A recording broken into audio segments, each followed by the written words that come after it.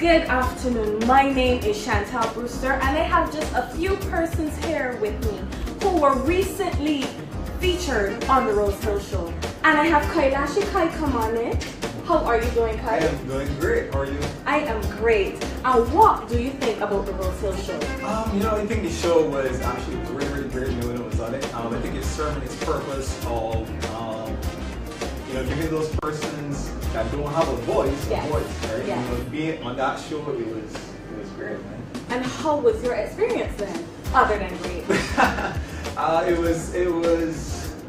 was exciting, right? It was exciting. Just being in that environment, especially as an entrepreneur, in an interview, it brings things, to life. It was real. I love that for sure, right? And I think it's going to really impact mental individuals as well. And there you have Kailashi, one of our featured guests on the Rosehill Show. And Kai, if you could describe the show in one word, what would it be? One word. I would say impactful. Nice. Impactful.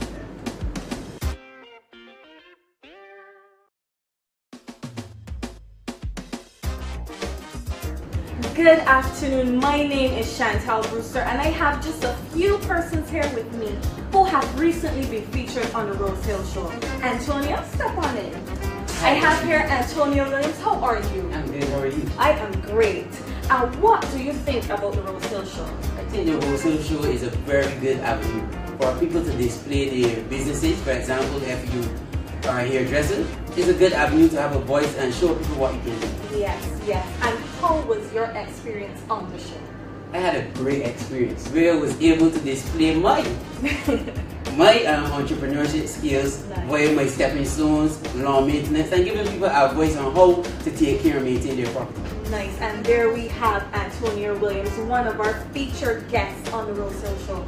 And Antonia, if you could describe the show in one word, what would it be? Now, one word is limited, but I would say that the show is explosive. Explosive.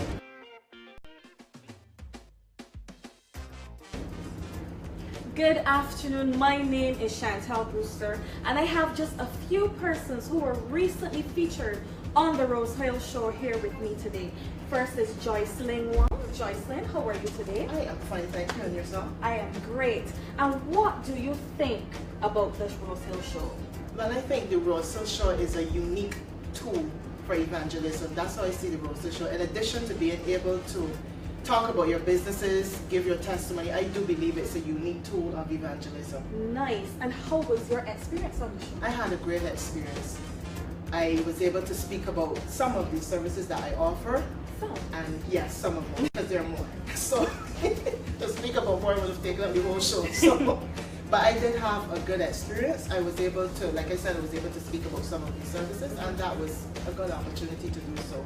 Nice. So this is Lynroy, and she was one of our featured guests on the Rosehill Show. And Joycelyn, if you could describe the show in one word, what would it be? Unconventional. Unconventional.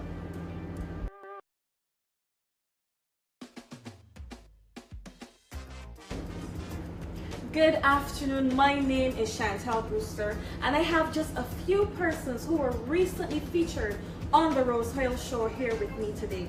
First is Lynroy. Joycelyn, how are you today? I am fine, thank you. And yourself? I am great. And what do you think about this Rosehill Show?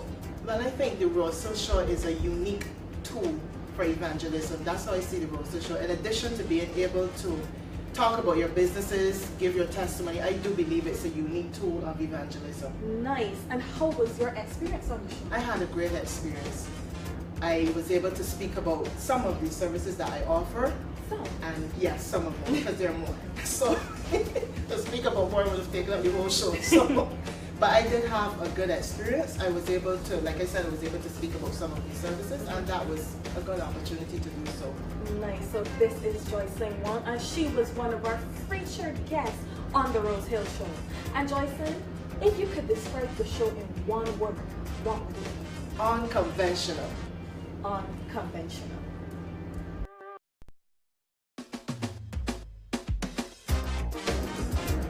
Good afternoon, my name is Chantal Brewster and I have just a few persons here with me who were recently featured on the Rosehill Show. And I have Kailashi. Kai, come on in. How are you doing, Kai? I am doing great. How are you? I am great.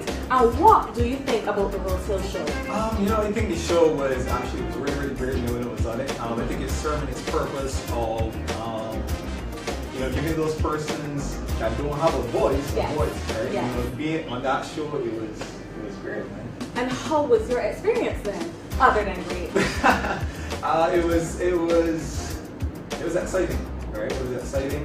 Just being in that environment, especially as an entrepreneur, in an interview, it brings things, to life. It was real. I love that for sure, right? And I think it's going to really impact mental individuals as well. And there you have Kailashi, one of our featured guests on the Rosehill Show. And Kai, if you could describe the show in one word, what would it be? One word. I would say impactful. Nice. Impactful.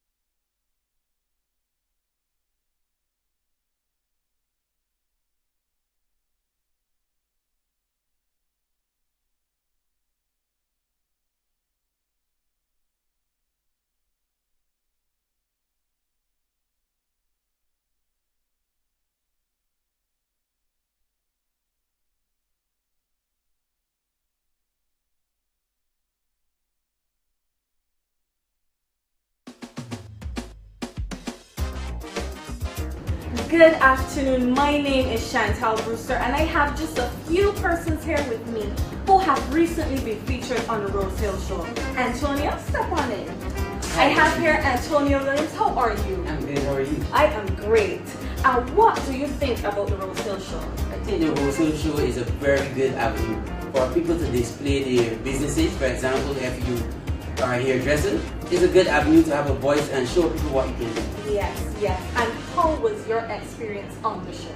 I had a great experience where I was able to display my entrepreneurship skills, Nice. via my stepping stones, lawn maintenance, and giving people a voice on how to take care and maintain their property. Nice, and there we have Antonia Williams, one of our featured guests on the Rosehill Show.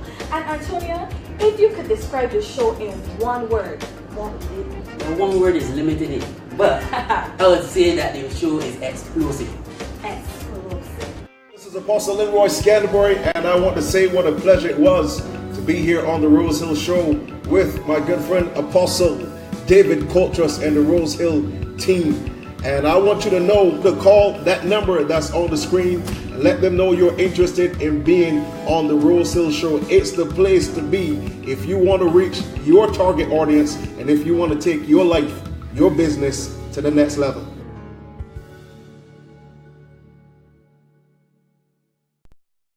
Crystal P. Austin, the United Progressive Party's St. James South candidate. It was indeed a pleasure and a privilege to be a part of the Rosehill Talks Politics show. I believe that as more and more of our local influencers, practitioners in politics and other sections of society participate in the show, that it will grow from strength to strength. I want to endorse the show and encourage other persons to tune in and share the links. I'm Crystal P. Austin.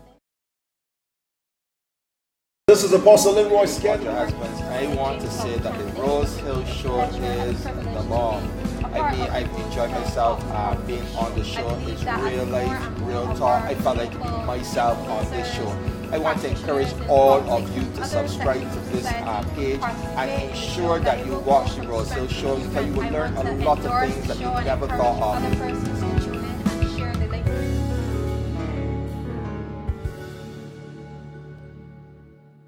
Hi, my name is Roger Husbands. I want to say that the Rosehill Show is the bomb. I've enjoyed myself being on the show. It's real life, real talk. I felt like being myself on this show.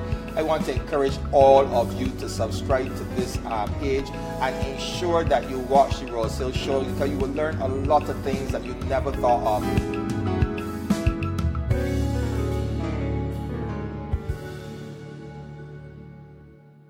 Hi, my name is Roger Husbands. I want to say that the Rosehill Show is the bomb. I've enjoyed myself being on the show. It's real life, real talk. I felt like being myself on this show. I want to encourage all of you to subscribe to this page and ensure that you watch the Rosehill Show because you will learn a lot of things that you never thought of.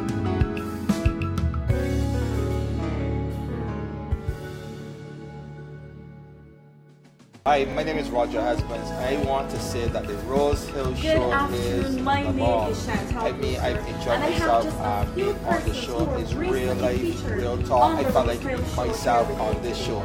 I want to encourage all of you to subscribe to this page and ensure that you watch the Rosehill Show because you will learn a lot of things that you never thought of. I think the Rosehill Show is a unique tool for evangelism. That's how I see the Rosehill Show. In addition to being able to talk about Hi, your my name is Roger Husbands. I want to say that the Rosehill Show is the bomb. I've enjoyed myself being on the show. It's real life, real talk. I felt like being myself on this show.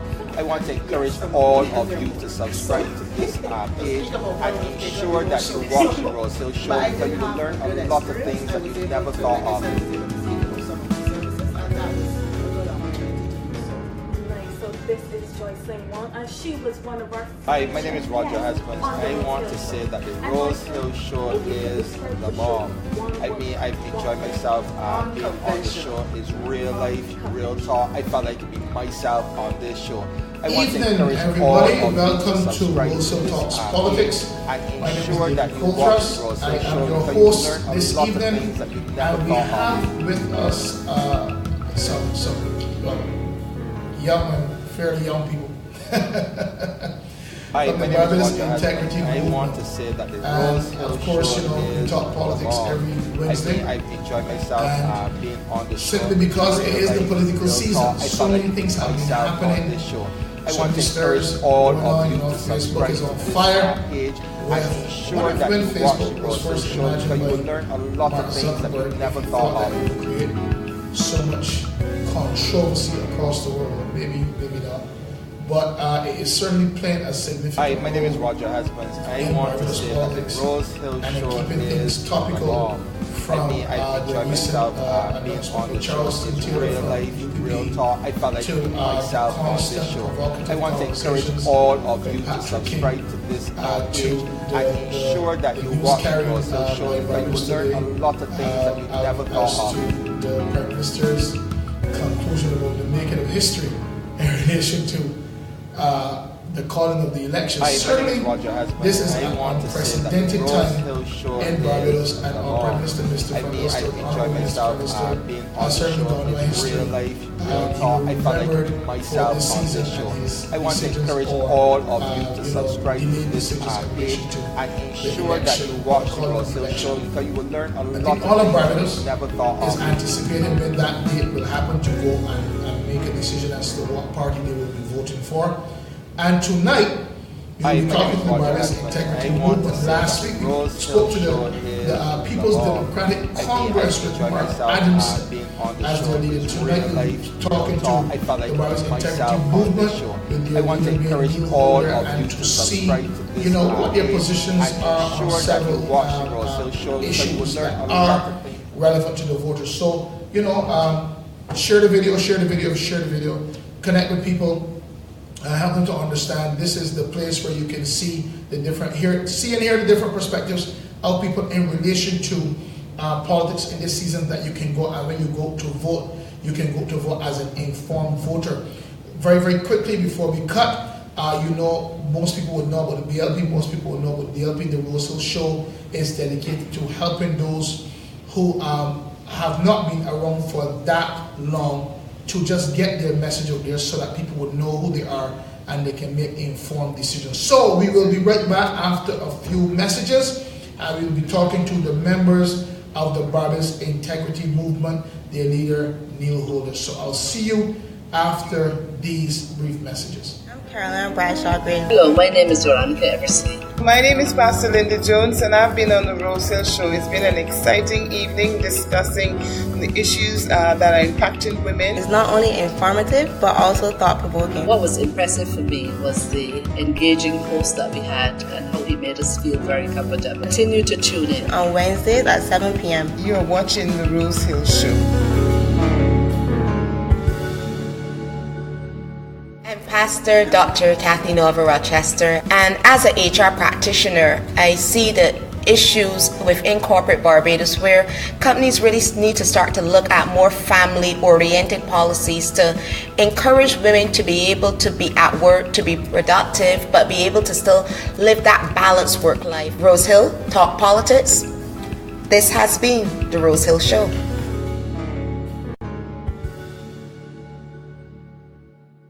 I'm Pastor Dr. Kathy Nova Rochester, and as an HR practitioner, I see the issues within corporate Barbados where companies really need to start to look at more family-oriented policies to encourage women to be able to be at work, to be productive, but be able to still live that balanced work life. Rosehill Talk Politics. This has been the Rosehill Show. My name is Morris Lee. I'm the interim chairman of the Association of Public Transport Operators. It was a tremendous experience to be given the opportunity to share the aspect of public transport with the nation, because essentially there are a lot of people that see vehicles driving up and down and are totally unaware of the things that affect this important industry. I'm pleased to tell you that you are watching the Rosehill Show.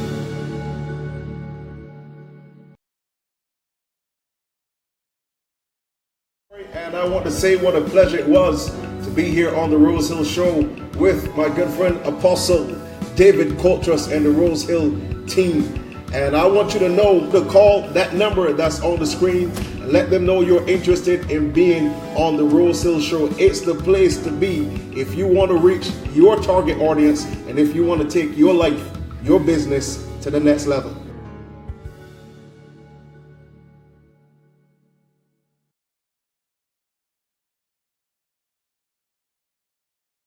Well, we are right back. Thank you for your patience with us every week when we try to sort through whatever we need to sort through and whatever we need to do. And I'm going to do something fairly unconventional. So this is not like us. We have our fourth guest. We were waiting for him, and he's an honorable man, Mr. Reverend Nigel Boxill. And the last time he was with us, he just, challenged us because he is a design engineer of many years experience. That's right. And he was running a bit late. He went home and stuff like that. So what I'm going to do, I'm going to ask you, Rochelle, to just cut to one ad so that we can get Mr. Reverend Nigel Boxill situated on the stage. And we'll be right back. Just thanks for your patience, but we need to accommodate this man. He has a wealth of experience, and I don't want him to sit on the sideline while we're here just talking. So if you can cut to an ad, and we'll get him on stage.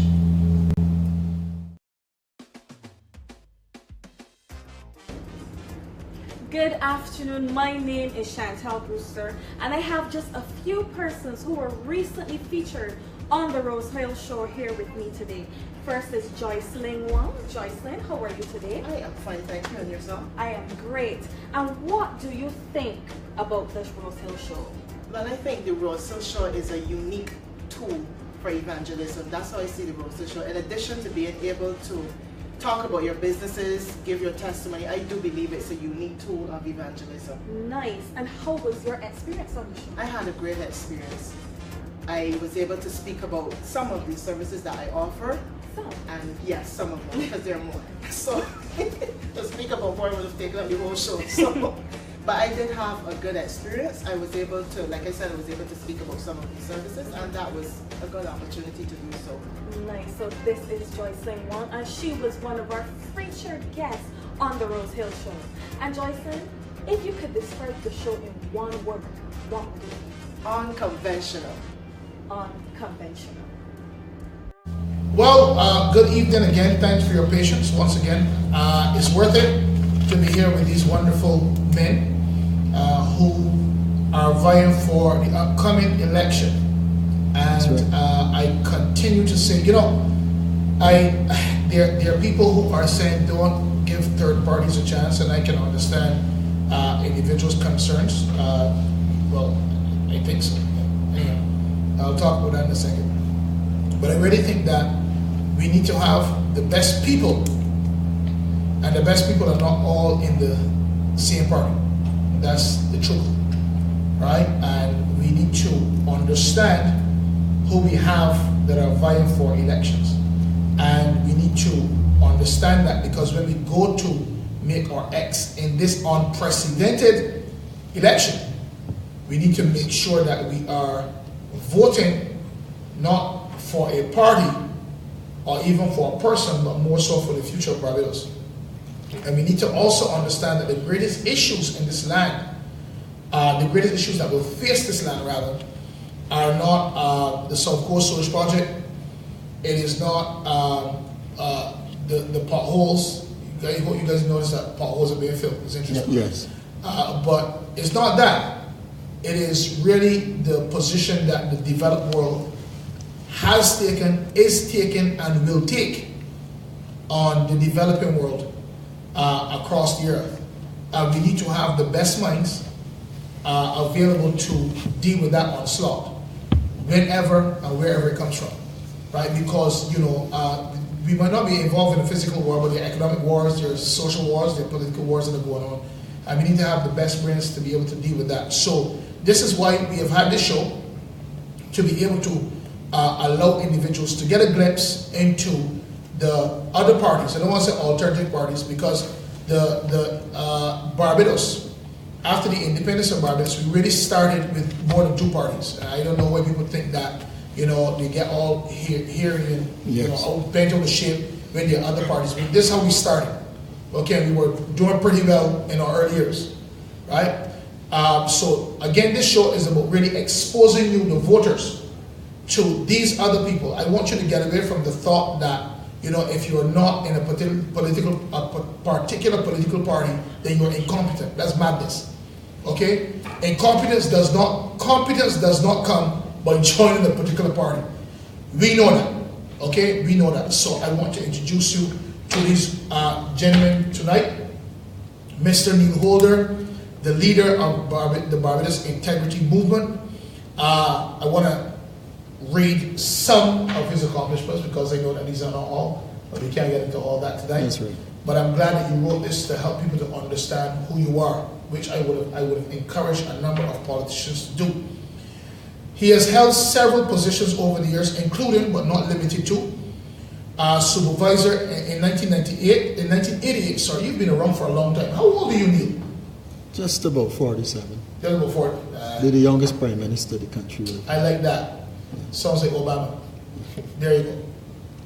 1988, supervisor in the Ministry of Transport and Works. 1991, financial advisor at Colonial Life Insurance Company Limited. In 1992, sales manager for RM Jones and Company Limited. In 1994, sales executive for Quality Motors. In 1997, he became the brand manager for McInerney Quality Inc. 2002, regional sales manager and marketing manager at Bico Limited. In 2006, you became a finance executive at Globe Finance. In 2007, you began the startup of Coral Stone Caribbean Limited as a finance consultancy. So your strength is in the area of finance seems. We'll talk about that. As we said, you're the political leader. In 2015, became the political leader of the Barbados Integrity Movement, and he cites divine inspiration as what prompted him to commence this political organization. Mr. Holder is a practicing Christian and ordained elder with 3 children. When I read that, I laughed because I was wondering whether you're ordained to these 3 children because they will take over your life. Yes. Next to him, we have Apostle Lynroy Scantlebury. He's a senior apostle of World Harvest Ministries International. One of the things I've recognized about Apostle Lynroy Scantlebury over the years is that he's very passionate about 2 things. Because I observe you're watching, you're from the north. Yes, sir. So you know, great things come out of the north. So I watched you. There are 2 things you'll be consistent. Preaching and empowering people financially, right? Well, let's not say financially. In terms of prosperity, prosper in every area of their life. And because when people hear prosperity, they think just about money. Yeah. Money, but you've always thought of prosper in every area of your life, and you really reflect that, both you and your wife. Good night, Prophetess Heather. I know you're watching, and yes, you dressed him well and he's cleaned up well, so you're doing a great job. Good. All right. Well fed as well. I noticed that he's always been, anyway, God bless you. So, and the other thing I realize is that you have consistently raised up people. You know, elders, apostles, etc. So I want to commend you on that. And I deliberately said those 2 things because Barbados needs that anointing going through government where we raise up leaders. Yes, sir. One of the things I'm noticing is that our political parties, our traditional political parties, are aging. Right. And they need to raise up young blood. Good. So he began his gospel ministry at the age of 18 as a member of the Diamond Corner New Testament Church in St. Peter, Good Place. Came from a long line of ministers, and he's been in the ministry for over 20 years. He's the chief executive of Scantlebury Investments and the founder of the New Barbados Kingdom Alliance, former New Barbados Kingdom Alliance, which merged right on the show with the Barbados Integrity Movement. Right? Good. They have a common vision. He's an author and inventor of a wonderful pillow. We'll talk about that before the end of the show. And the host of the weekly aired Order and Authority. And now you have a new Facebook Hardcore Apostolic, yeah. Yes, Hardcore Apostolic. Love it. Apostle travels extensively sharing his message of the kingdom of God and prosperity in every area of your life. And now I will introduce Tyler last. How do you pronounce your last name? Gravesande. Gravesande. Yes. Good. Gravesande.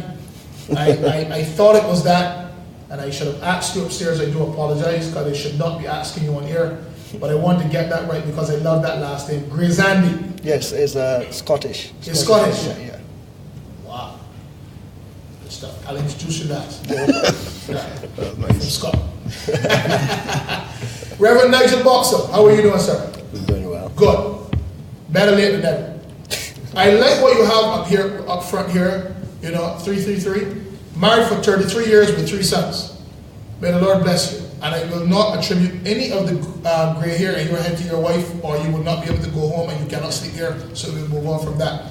You've been a minister for 30 years, currently pastoring at Highway Apostolic Ministry located in Robert Street, worked at Kibble Morris for the past 3 years, and you have a background in design engineer. Welcome, sir. It is good to have you on this program once again. And now we have come to Mr. Tyler Gravesande. I like that. Barber by profession, manages the barbershop, manages his own barbershop. He's a prayer educator and a youth advocate, ministers to youth about gang violence and how to change their outlook on life.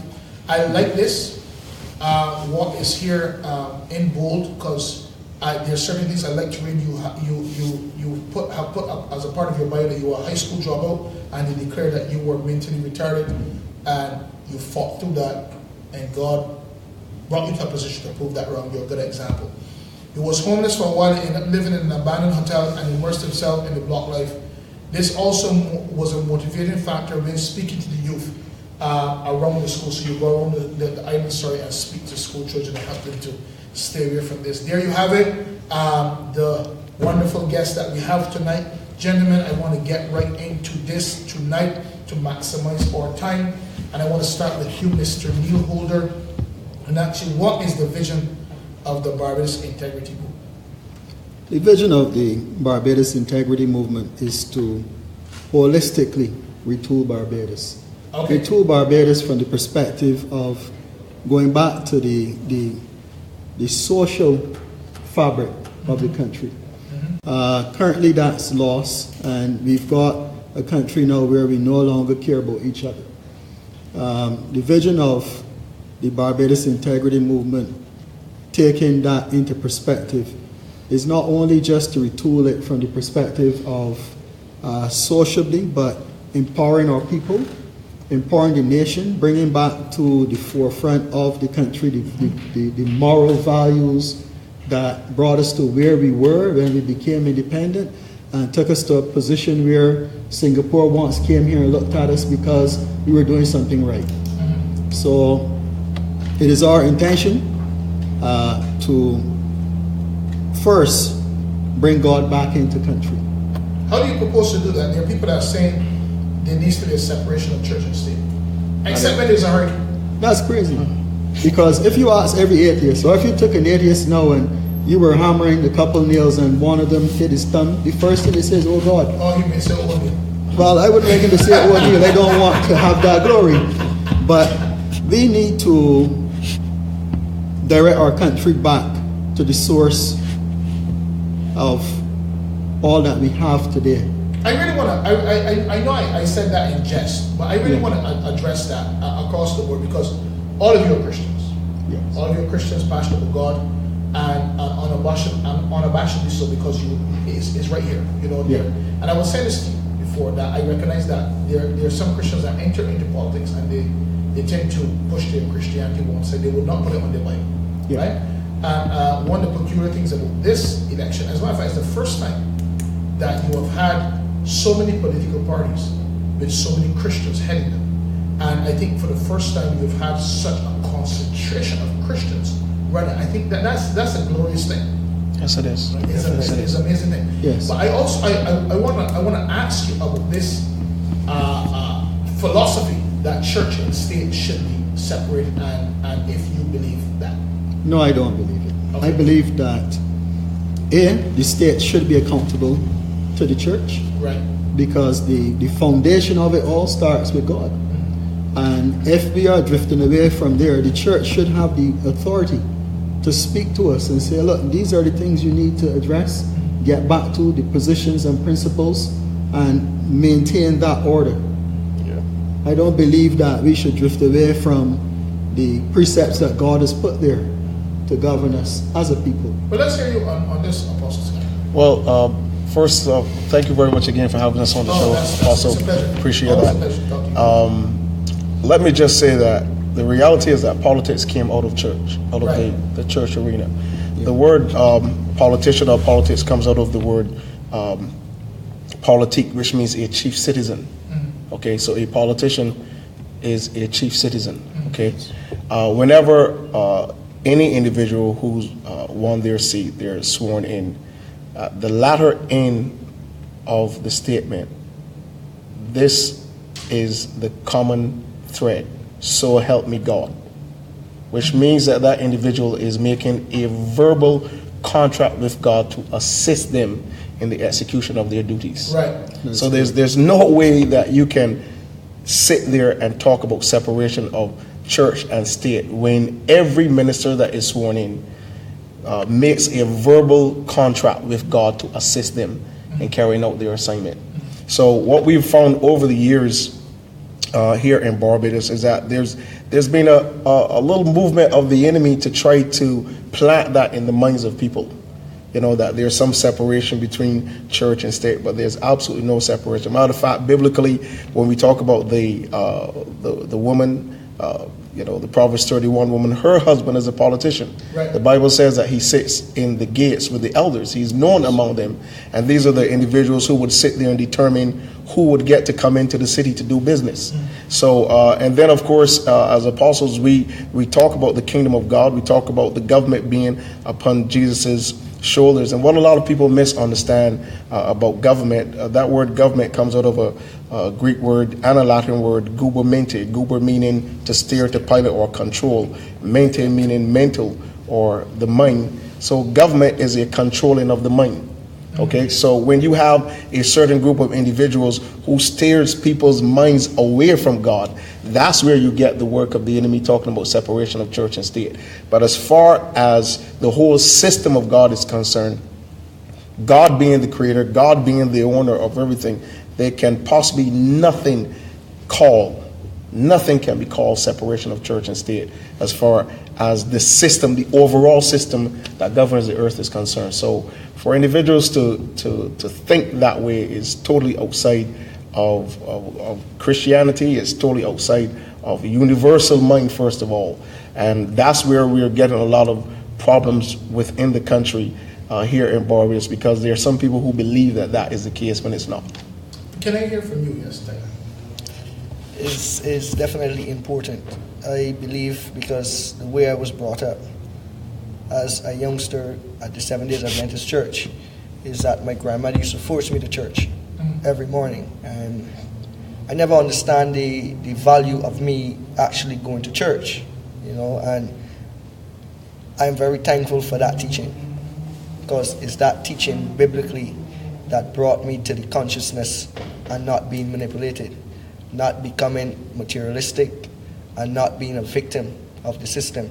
And when you separate church from state, it gives a channel in which the evil forces can use and channel their teaching and ways into manipulating the youngsters, which is the generation.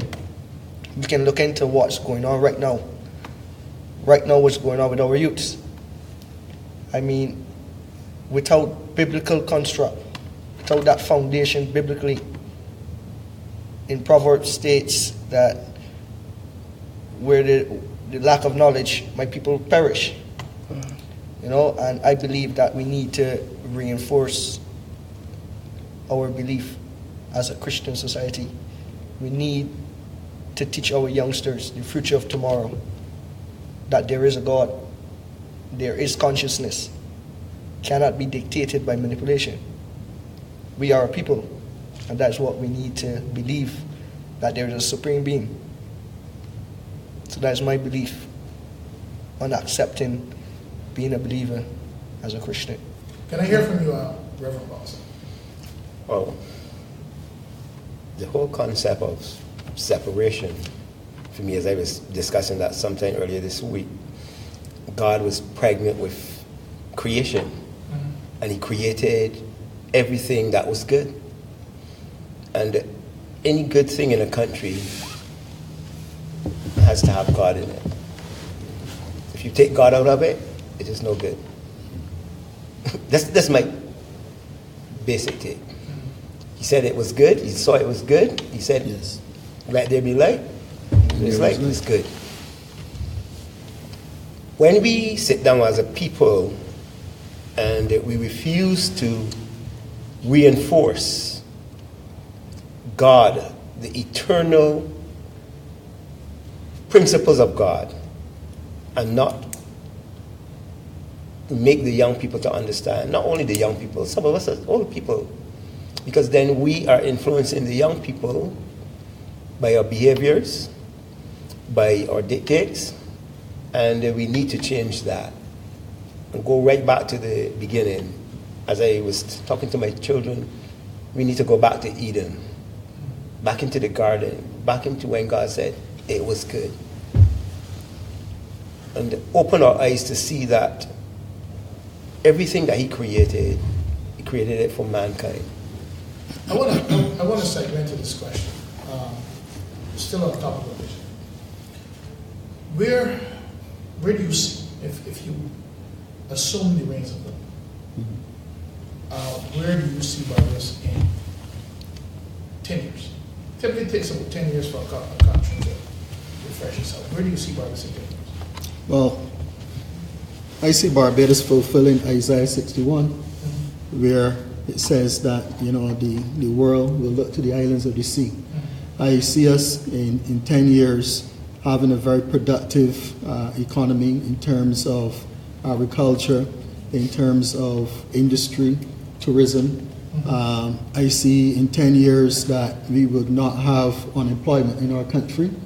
I see in 10 years that we will be able to influence what happens to other countries around us. I see in 10 years that we would be able to have an influx of developmental processes happening across the country, not just tourism, but things that will filter into the entire region. Let's talk about, let's go to the others as well. So I want to take that before you come back to talk, zero in on this specifically. Where do you see Barbados? Okay, well, in working and coming forward as a Barbados Integrity Movement, I have a plan that spoke to Mr. Holder about a 2-year plan to erase the national debt. Okay, and of course, biblically, we understand that God moves in series governmentally within nations, within series of 3s, 4s, and 7s, and we understand how those principles work. And the reality is that on taking the reins of government, we have a clearly designed, devised program to bring systems to bear that will bring this country into a level of glory that it will be very difficult for Barbados to be back there again in a long time. So we see that Barbados can have all the type of infrastructural systems, the industries, the level of education, the level of financial resources, the clearing up the national debt, dealing with our foreign reserves, dealing with our people as a nation and actually moving forward, taking the country forward instead of being in this tailspin over and over. Do you genuinely believe that Barbados can be debt-free? I genuinely believe Barbados can be debt-free. That is something that I know. I've been around men of God, individuals who are debt-free. I've been like that for my wife and I for a number of years. And this is one of the things I want individuals to understand. It is a possibility. There are nations that are experiencing tremendous growth right now. And they're not even in the condition that Barbados is in terms of a $16 billion debt. So I know for sure that this country can be debt-free. Egypt operated under a debt-free system under Joseph. Mordecai brought Shushan into that. Daniel, Shadrach, and Meshach, and Abednego, they brought their systems. And this is one of the things that the Lord gave me, a system that is going to work once it is properly executed. And we're talking about defraying, removing that entire $16 billion. Now, once that happens, taxation will instantaneously be lowered. So we're talking about a country that is no longer going to be operating on this heavy burden of taxation in order to make sure that things are happening on a monthly basis. You get rid of that debt, you instantly clear a number of things up here in the island. And I know for sure, I know that debt-free is where Barbados needs to be going. Yes, you are technically you're a youth advocate. Yes. Right. So you're on the ground, Alex. I'm anxious to really get into to talk in specifics about this debt-free and where you see Barbados going. I want to hear where do you see Barbados in 10 years in terms of your. As a matter of fact, let me put that another way. Your ears are on the ground with you. What are the youth currently saying? There was a statement by recently that caused a lot of consternation around this, right? Where particular politician, budding politicians, have made a statement about the youth, and there are a number of people that are saying that the youth are increasingly frustrated. They're going to school, they're not getting jobs, and they're turning to the streets, and they're increasingly frustrated. Are you seeing this frustration? And then what kind of vision do you have for the youth in 10 years? So I want you to start this so that we can get a sense of what is going on in the ground based on what you're seeing. All right. Basically, first is a three-step plan as to how they got to the state to where they are now. Okay. First is home, society, and schooling. The youths have three personalities.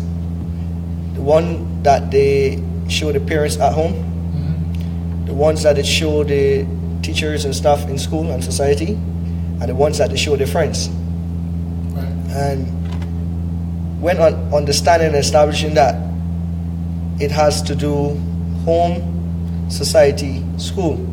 So a lot of pressure is being put upon parents as parenting, because the scripture strictly says that children will be having children.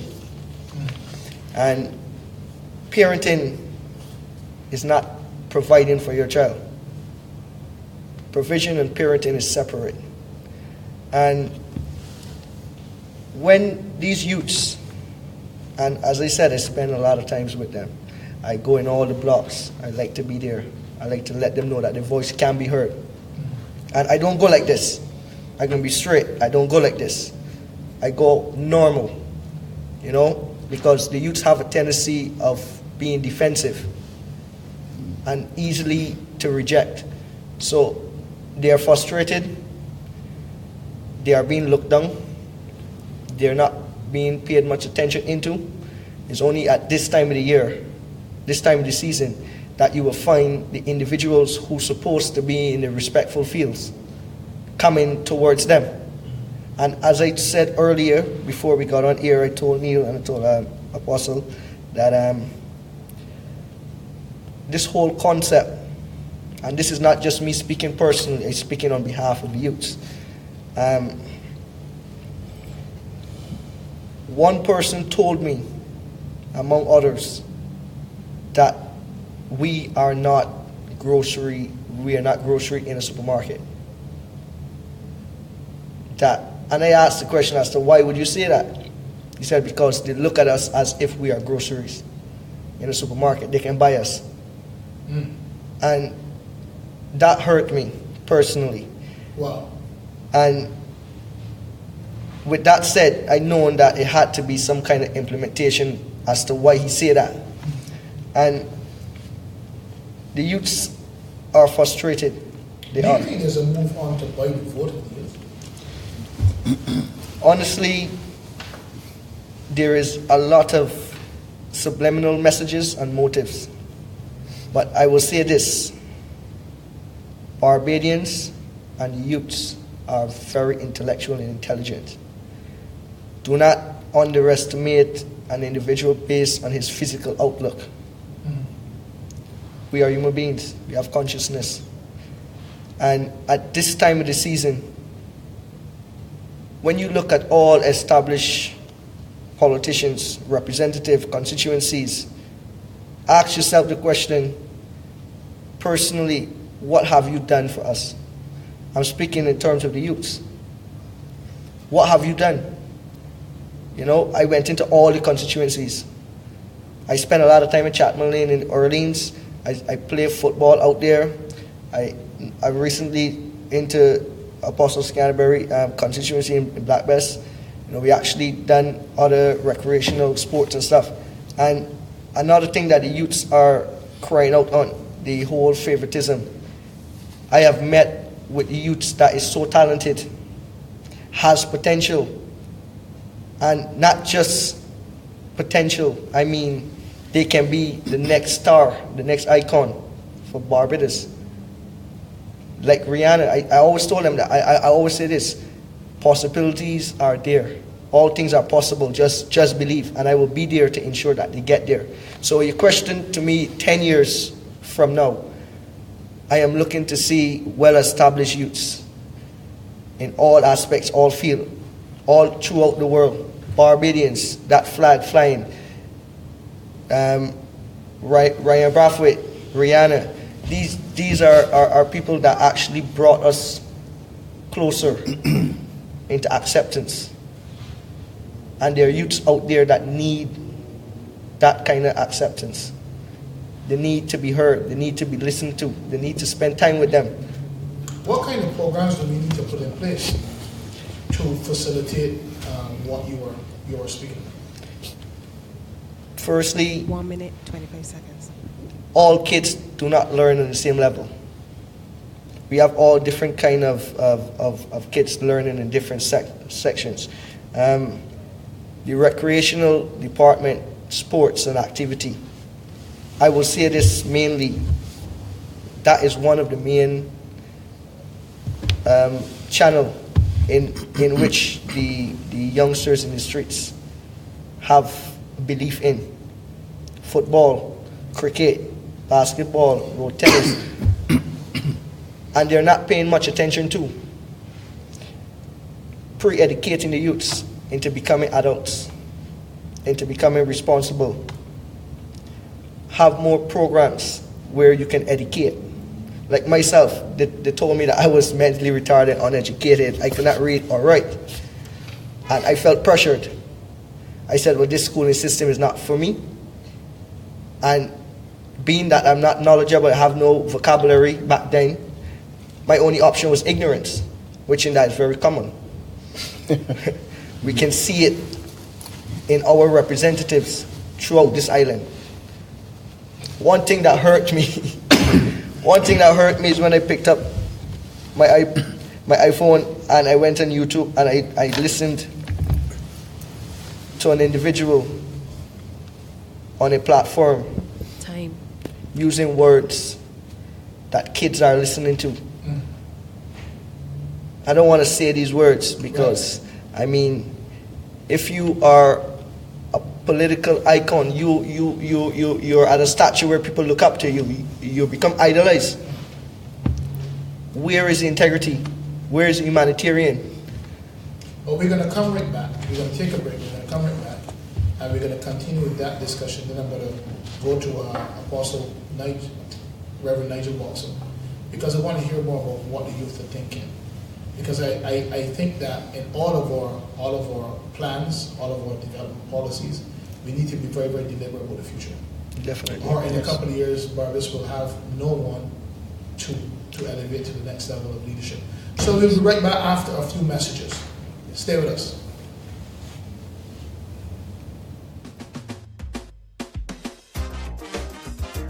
Good afternoon, my name is Chantal Brewster and I have just a few persons here with me who have recently been featured on the Rosehill Show.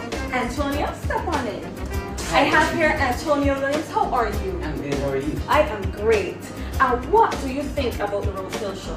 I think the Rosehill Show is a very good avenue for people to display their businesses. For example, if you are a hairdresser, it's a good avenue to have a voice and show people what you can do. Yes. And how was your experience on the show? I had a great experience where I was able to display my entrepreneurship skills via my stepping stones, lawn maintenance, and giving people a voice on how to take care and maintain their property. Nice, and there we have Antonia Williams, one of our featured guests on the Rosehill Show. And Antonia, if you could describe the show in one word, what would it be? One word is limited, but I would say that the show is explosive. Explosive.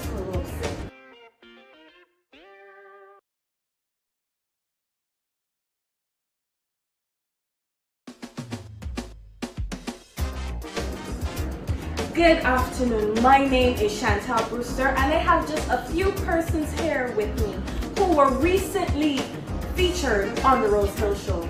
And I have Kailashi Kai, come on in.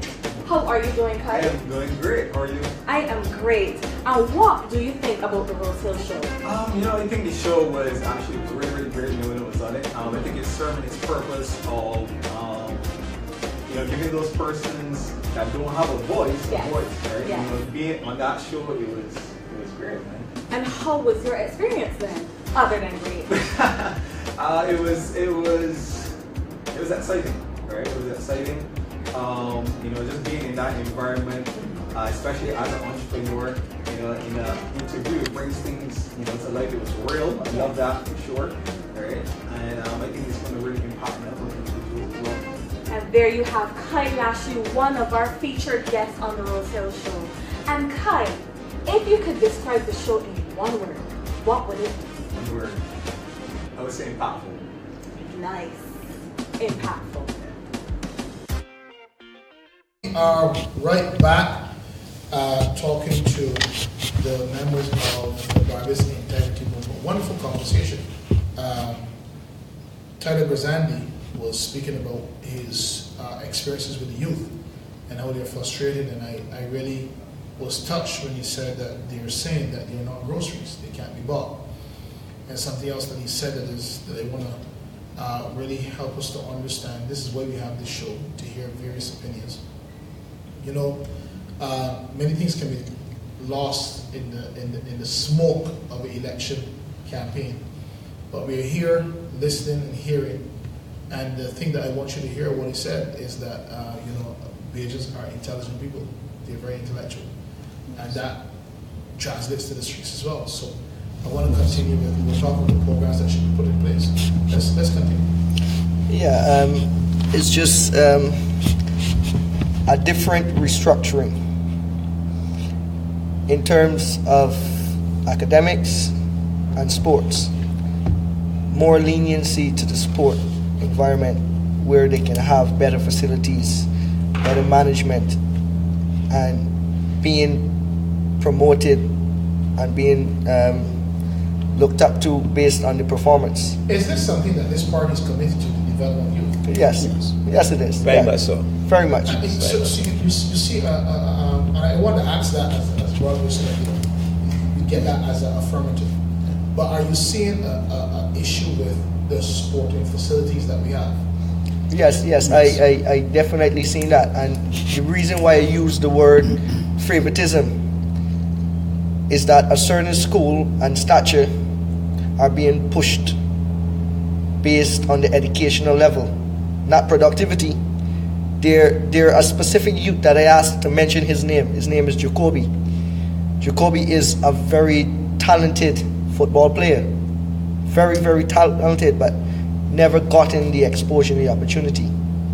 I don't even want to get started on football because I cannot understand how. Let me start. I don't know Jacoby. Yeah. But for any Bajan to be a talented football player, they gotta be really good. Here's why. I don't know if we can count on one hand 5 good football pitches in Barbados. And that doesn't make sense to me. Right. So if you're good in Barbados, you're good. Right. Because a ball will be running to you. Barbados is probably the only place in the world where the ball is dribbling you. Yes. That's definitely true. Yeah. Right? The football fields are not smooth, and, and sometimes, if you get a good football pitch, it is because people just play cricket there. That's correct. And there's a hump in the middle of it. They take care of it because they want to play cricket on it. But football is not anything much in America, and that's one of the challenges. That is one of the major challenges because poor. No, and not just poor. I mean the management, the people in the position and the places. I mean, how can you have that kind of downgrade in productivity and you are as a representative in that stature? I mean, the name and position and these stuff is not really relevant. It's based on your productivity. I mean, let me jump in here. Yeah, for sure. Yeah, this is another side of me that you don't know. I coach some of the most outstanding footballers in Barbados. Pastor your football? I did. If I knew that, I created St. John Sonics, Ellerton City, 98 boys every Saturday morning. I didn't have any children. And I used to pick them up in the van and take them to the garrison. I just was given 2 awards from both things. The guys that came back from Italy and all this place playing football, they just give me awards for being an outstanding coach. But I'm saying that this... What impact, and sorry for interrupting you, yes, sorry. Because I want you to address this as well. I'm going. What impact can the development of sports have on the psyche, the culture, and the economy of Barbados? And as you speak about that, I'm going to encourage the rest to just... Because I was just enjoying listening to... But, right. Thank you. But it goes out to scholarships. People believe that scholarships is only deemed by an educational level. It is true. That is not so. You have the skill set that goes out to football. You just have a youngster that just came back from Italy, and nobody heard about him. He had to break his way across the islands by training and all kind of thing. Came back, when he came back here, he was hurt. The Barbados Football Association did not even help him. And they brought him back here to Barbados and then realized that the team forfeited the game because somebody had red cards or yellow cards or something like that. And then he had to make his way back from Barbados, back to Italy on his own. That hurt. There are a lot of other youngsters that are out there that are excellent. I can call their names. There's a guy that a lot of people don't know. We call him Hamilton Goodrich. He's outstanding footballer. He played lawn tennis for Barbados. We call him Zico. He's the guy, Barnes guy. These youngsters, Llewellyn Riley, we went to Trinidad to play in the under 18. We came second to Trinidad, all because that Trinidad gave our boys some bad food. They had diarrhea on the field. They had to run off the field every time. Lalapi and Dwight York, Brian Williams, those were part of the team that we played against, that we beat in the first round, and in the second round they gave us bad food. And they went on to become professionals, and we lost those guys. Why do you think there is such a reserved approach to development? I want to ask two gentlemen here to address this, both Neil and right. Well, what do you think is just a historical reserved approach to any sport outside of horse racing and cricket? Well, let me address it first by looking at Ryan Brathwaite. Ryan Brathwaite, to most Barbadians, I don't think we really understand the accomplishment that he has brought to our country. We revere Rihanna, but we don't understand Ryan Brathwaite. Ryan Brathwaite won at the World Games gold in 2009. At the time when he won that gold medal, he had already ran 89 races all over the world and won each one of them. Wow. Yes, Barbadians don't know that. But then we still have people who make very idiotic statements, and they make no excuse for that. Saying, oh, he was a one-night wonder, he only won one race. He ran in Japan, he ran all over the world leading up to that race. Do you know that at the time when he won that race, although we had someone from the Athletics Association there, the president at the time, they were not prepared for him to win it. I say that because if they were prepared, he would not have been running up the track, his victory lap, with a towel with Barbados on. He would have had a Barbados flag. Yes. He came back to Barbados, and we were happy to welcome him back here. All the accolades we put out, we offered and promised, etc. There's several things that's happened, including him being offered land, and this is very controversial. He was offered land also by a particular company here in Barbados. And when I looked at the letter, the gift that was offered to him, the letter actually said, we are offering you X land subject to town planning approval. Now, how can you have a man run, celebrated in your country because he's won at the very highest level, not at Olympics, at world level, brought the gold back? Your company has benefited now from saying you are associated with him, you're giving him this land. And 9 years later, he still has not been able to build a home on it. Wow. So I want to relate this question. Yeah. Why do you think there's such a reserved approach to the development of sports outside of cricket and football? Because we as a government, and I say the people rather, or the country, has more or less fallen into looking at the things that were more revered by the European historic element left for us. Football, as you see, football is big in Europe, and cricket. Anything outside of that, we've kind of just put them in the wash because it's no longer relevant.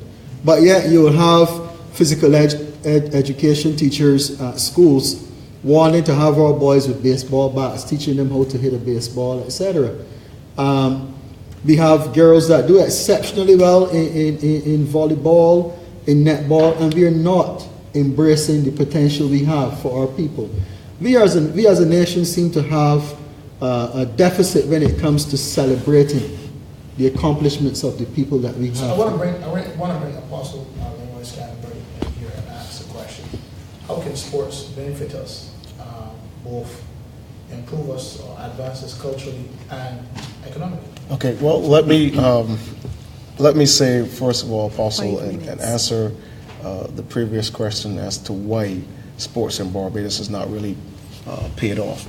Governments need people to vote, and it is a part of a system, a very clear system in Barbados to keep people poor. Okay, poverty is used in Barbados by these successive governments to hold people's votes. Okay, so you don't want to run the risk of letting people get out, too many people get out, because if you get too many people within the community out prospering and being successful, then you change people's minds, and they're no longer going to be paying attention to a governmental system that isn't working. So here's part of what needs to happen. In Barbados, we need to have the levels of infrastructure as far as sports is concerned to make sure that our children, whether you're coming from primary or you're coming from secondary school, the systems are there. Now, in America, there are individuals who are watching you at high school. There are individuals who are watching you at college, okay? Because there's the NBA for those who are in basketball. There's the NFL for those who are going into football. There's the NBL for those who are going into baseball. Because America has an already established system prepared for those individuals who are coming into sports. The other thing that happens in Barbados is that sports does not pay. Sports must begin to pay in Barbados in order for the system to work properly. In America, people are paid. It's a multi-billion. It's a multi-billion-dollar industry. Yeah. So here's the deal that we have to understand. Our successive governments have not, especially the sporting programs that we have, they have not evolved into a higher paying level. Because really and truly, sports, you know, you can only go as far as your vision. We don't have a lot of time to talk about this, because we want to go into our next segment. But I mean, if you have sports design, if your principal vision of a sporting program is to keep young people out of trouble, right? Then you're not going to take it seriously. No. So sports can be a fancy belt. No. Or a tool of punishment, or a resort for those who you want to keep quiet or to burn off some energy. Right. You know, but if you're exceptional, you will become a doctor or a lawyer or whatever. Sports has to be taken seriously. It has to be. Unfortunately, it is not. Right, and that's what I said. Sports in Barbados must begin to pay.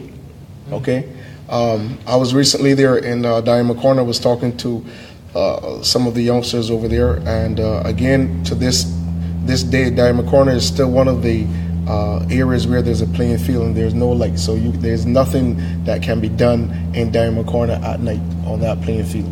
And there are some very good footballers out there in Diamond Corner, the Diamond Shore Club. But what I'm saying is that these guys are going to be in a team. They're going to go play against another team, or they're going to go into the David Thompson competition. And, you know, you're going to be playing against other teams. You end up getting hurt. That could end your career right there.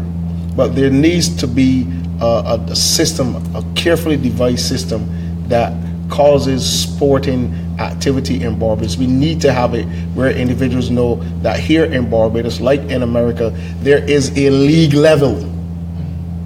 That if you are in cricket, if you are in basketball, whatever sporting element you are in, there is a level that is designed in Barbados by government that you come to this level, this is where it's going to be. So we still don't have those major competitions in Barbados. We hardly know who our champions are, and so it's this system that is going to keep going over and over. But sports must be restructured in Barbados, and it must begin to pay. And you're telling me that the Barbados Integrity Movement has a vision? Yes. Oh, huge vision for sports. A lot. Huge vision for sports. I mean, case in point, I go back to Ryan Bradford again. Right.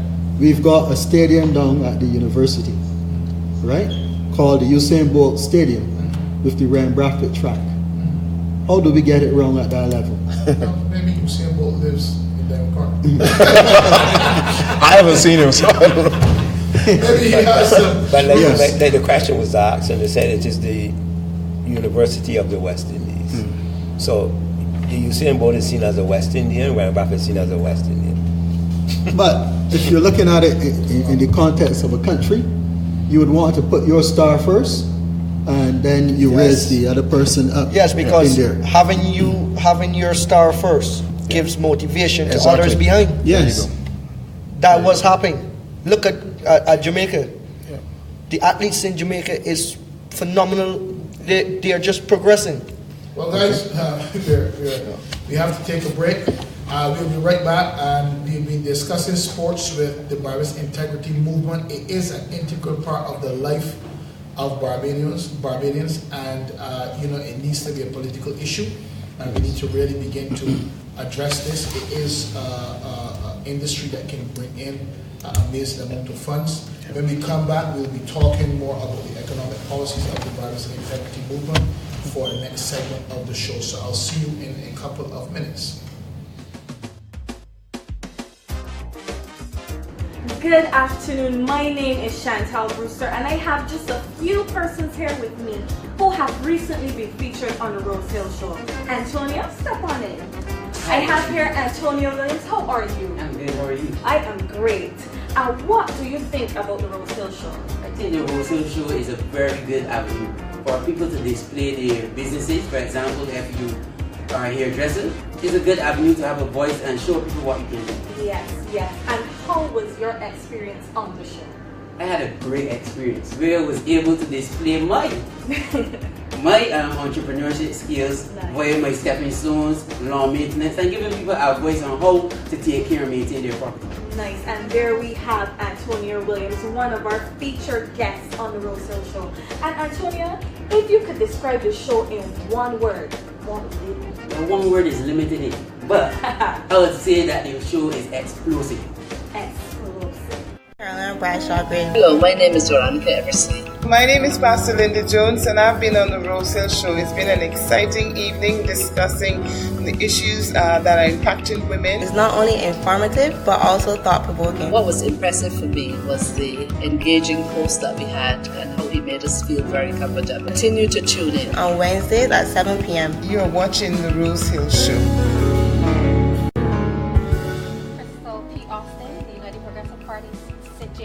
Candidate. It was indeed a pleasure and a privilege to be a part of the Rosehill Talks Politics show. I believe that as more and more of our local influencers, practitioners in politics and other sections of society participate in the show, that it will grow from strength to strength. I want to endorse the show and encourage other persons to tune in and share the links. Well, what an interesting discussion we had. I could not let that go, talking about sports and its potential economic impact on Barbados. We have been talking a lot about industries that we need to get on board to encourage increase productivity in Barbados, increase jobs, increase foreign exchange flowing into the country. I cannot remember any party or politician really articulating a strong position on sports, tourism, manufacturing, etc., but not on sports. There's another part that's articulating a very strong position on the creative industry. So I'm always interested in these unique approaches to developing industries that will employ more people and empower the masses, which is what we were talking about, the empowerment of the masses to move the general populace away from poverty, which is what we were speaking about in the break, the importance of moving people away from poverty. I want to use that as a bridge to talk about your economic policies. Barbados is, how many downgrades there now? Is 22? 22 downgrades. And possibly counting.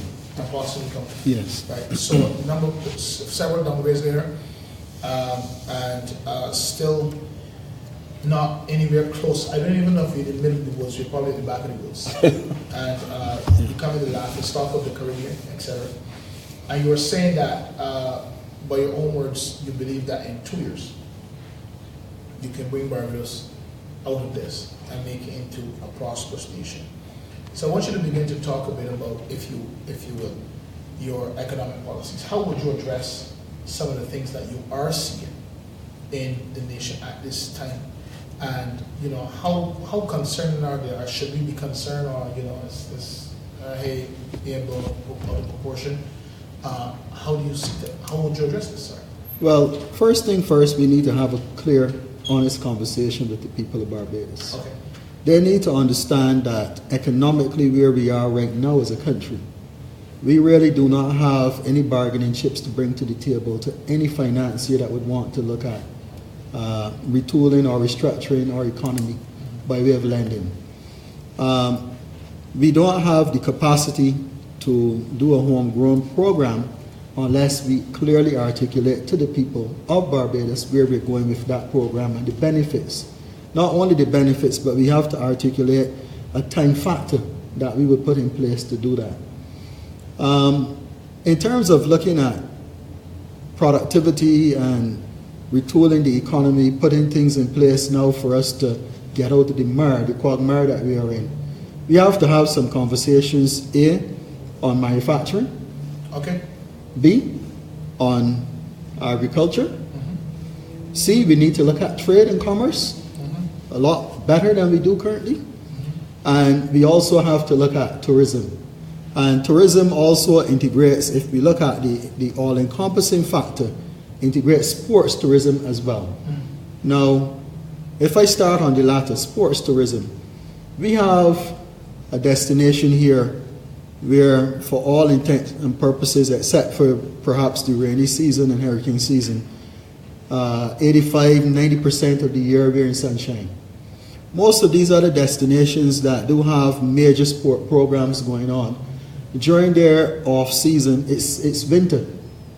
They can't really accomplish a lot. There's no real training facilities that they can go out and enjoy the benefit of warmth. But we've got this all year round. We've got not only the ability to have investors come in here and set up warm-up facilities, practice facilities, but after that, they've got good nightlife, they've got sea, sun, sand, and the capability of island hopping from Barbados to other countries throughout the region for additional experiences. We've never really capitalized on that. We've always been very traditional, going into one market, and then, you know, if it fluctuates, we say, well, we've benefited. If it drops, well, there's a little dip, etc. But having these kind of programs also opens up our youth to look at a different trajectory in terms of even sports. When they know about, okay, we've got now a beautiful racetrack, Lewis Hamilton has been down here practicing, and they can go and watch that. Or we've got one of the more popular football teams here in Barbados out of season practicing, and they get to engage our footballers. Yeah. These are things that, for us as a sport, it works, but for tourism, it also bolsters the economy. It gets other countries to look at us. All right? Productive sectors. In Barbados right now, and I said yesterday on Brass Tacks, currently we have the two major political parties going at war with each other. And the war with each other really is the apparel. You're seeing now, presently, people out on the street walking with red shirts and yellow shirts and all of that. If you take the color of those shirts and tilt them over, everything in there says made in China. But yet we are giving lip service to our people in Barbados saying, oh, we need to bolster manufacturing. But yet we are not doing anything for our local manufacturers. We have to look at the tax structure for local manufacturers. We have to also say to them, look, if you want to retool, we will lend you money. The government will set up a development bank now here that you can borrow X dollars. If you're going to move now from fossil fuel and take that company, you know, and you're going to put some solar power on it and so on, we'll give you an additional incentive. These are things we need to put in place. These are the conversations we need to have. Yeah. We need to start to say, look, agriculture, we have so many corporations that own large parcels of land that they've made them dominant on a purpose basis, because after 10 years of not having any agriculture on it, they then try to come and slip through the cracks to apply for town planning to put housing in large developments. No, we need to roll that back. We need to look at now retooling our agricultural sector from the perspective that our farmers, we need to structure a proper cooperative system that we say, look, on this system over a rotative basis for the next year, these are the produce that we will want. Systematically, here is how you're going to produce this for us, and we have the markets for it. What we can't produce here because it's more water intensive, let us have a relationship now with Guyana that they can produce that for us, but our farmers are responsible for their own crops over there. Bringing it back to Barbados, let us establish a HACCP certified packaging facility. That HACCP means Hazard Analysis Critical Control Program, which gives us the ability to ship produce from Barbados anywhere in the world because it's certified. It also benefits our local economy, because when a farmer brings something in now and it goes into this facility that hires people, that facility is cleaning up the produce, it is being packaged, and it's delivered to the supermarkets. The supermarket knows that there's no pre-larceny because it's coming from this facility and delivered on behalf of that farmer. The check goes back to the farmer. So that's one way of putting some checks and balances in place. We also need to look at the Scotland district, which is so beautiful, but bare and sparse. We need to start putting our black belly sheep back out there. Let us integrate having thousands of black belly sheep now pastured all through the Scotland district, and take our lamb, take our byproducts. So we're supplying our lamb locally. We put an increased tariff on imports from New Zealand and those places that are currently affecting our economy because we're hemorrhaging for US dollars, spending it outside. Let us develop our own black belly industry here. Let us take the meat that we're supplying and it goes to our hotels, and the people who are sitting down there, our tourists, are educated to understand that this is a local product you're eating. When they leave the hotel for a tour the next morning, they're going down to Pelican Village to see that we've got a tannery there. We've got the same lamb skins now being used for shoes, belts, bags, you name it. There's a correlation of what we do. We need to stop sending our sugar out of Barbados in bulk to be packaged, processed, and so on in other countries, and then it comes back through the back door to us very expensive. Or it goes to other parts of the world and it is then referred to as made in, but it does not say made in Barbados or a Barbadian product. So we need to package our products now and represent ourselves. The little cottage industries of sugar cakes, nut cakes, all of those things, with proper packaging, we can send stuff all over the world from Barbados and represent who we are. We need to revitalize our cotton industry. We once had the very best cotton in the world, the Sea Island cotton. Okay? We need to get that up again and running. But how do we get that up and running? We go now toward integrating hemp into Barbados. Hemp oil, we can do hempcrete. We can take hemp now and make another textile fabric, and for the first time in history, integrate both fabrics into one as a new Barbadian product. We have so many designers here in Barbados that are talented that we can showcase their products anywhere in the world using that. But we're not thinking about these things. We need to re-engineer the way we look at an economy and understand that our economy embraces people. It is not just the sectors where we have offshore coming in and they have corporations here, and yes, we can earn US dollars from that, but we also have to see how we can empower our people to understand that what they do matters. And if we stick to a plan over the next 3 years in this country, we will be surprised to see where it will take us as a people. What I want to direct this question towards Reverend Boxill, because you've been quiet for a while. Yes. Technology. You've been around that for a number of years. What role do you see technology playing in addressing some of the economic ills that we have in Barbados? It maximizes output. For instance, if we bring all the alternative energy into manufacturing, into agriculture, it means that we don't have to be spending a lot of money to subsidize for fossil fuel to produce products. That needs to be pushed out through the window. Alternative energy has been here for many, many years. I'm telling you, I said it the last time. We did the Cermis department at university with some solar panels that were thrown down by the Ministry of Agriculture up there, and we took them up and installed them up there. And the university was running, the Cermis department was running by solar panels for a number of years, 64-watt panels at the time. So you tell you how long that was. I don't know if they're still up top of the government building, but some panels were up there that never got installed. Let's use what we have. We have sun all year round. And now there's technology that is taking the sand and creating the crystalline panels. Right? We have opportunities to do this. When we bring that into agriculture, when we bring it into manufacturing altogether, the cost comes down. We can now bring our product to market and get higher returns on the export market. That's what we need to do, and we need to implement the technological side of development for the country.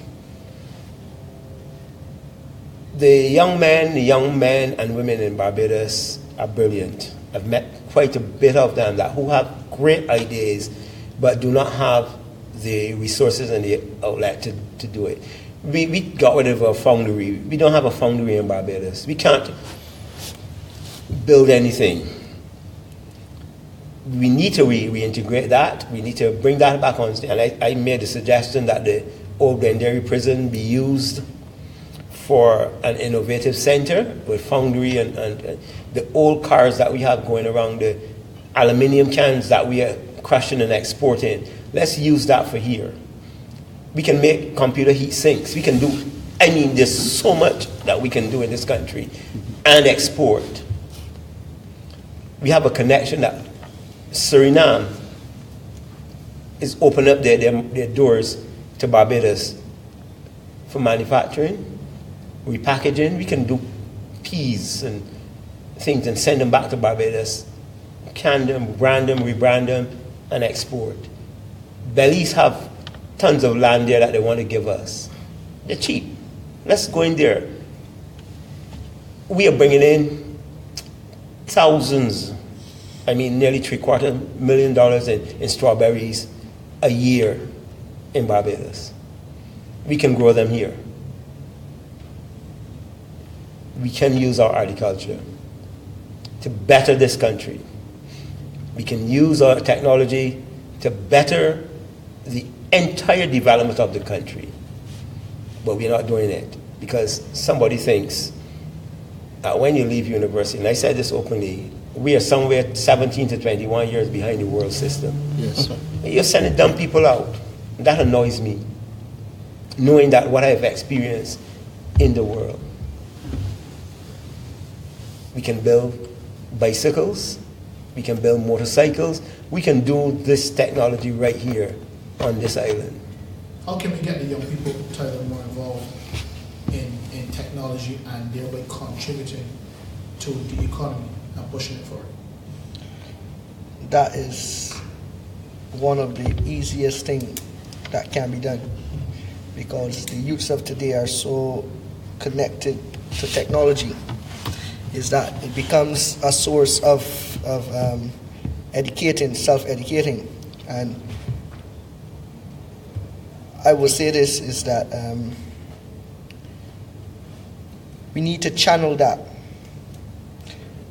We need to channel what they see, what they process, and not just that by the individuals, because in technology, comes mentorship. So majority of the youths look to other sites to be motivated and empowered. And yet we have representatives. Is the reason why I just keep talking about the representatives, because it gets the youngsters angry and frustrated, because these are the future of tomorrow.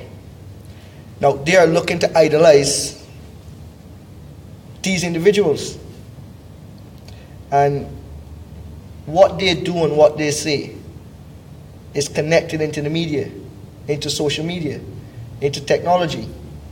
And we have youths that is not really acceptable in the educational system because of how they were brought up.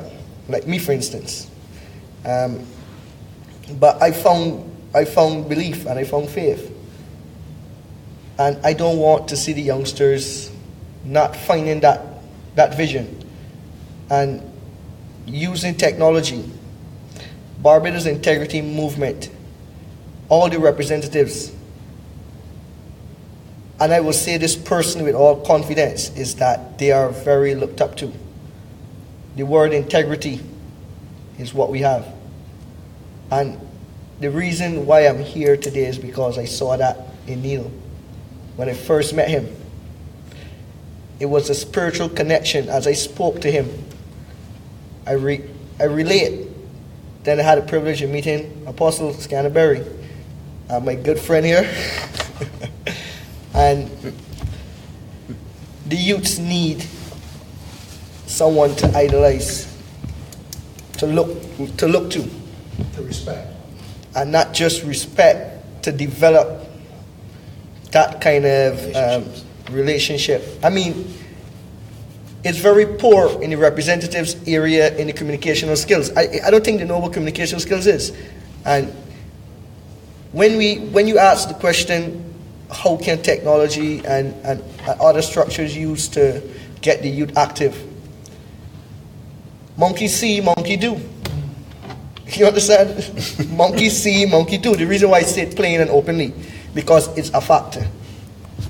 And we need to control our social media. We need to control what comes out of these individual mouths, the reaction. If you are a representative and you're in the political light, you should understand what your position and your role is.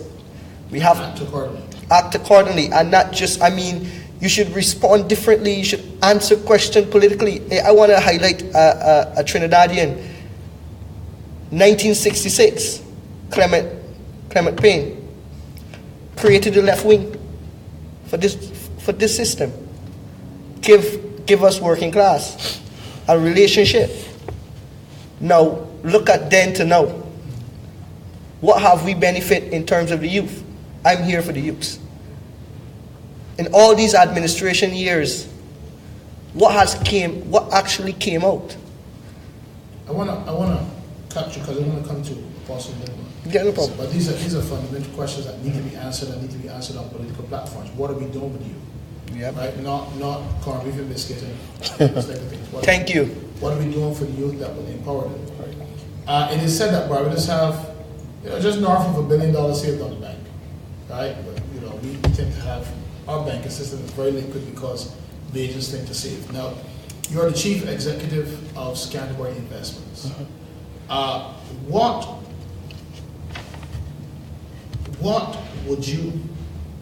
kind of approach would you take towards instructing or educating Barbados in relation to their spending habits, their investment habits, their saving habits, so as to, particularly their investing habits, so as to push the economy forward?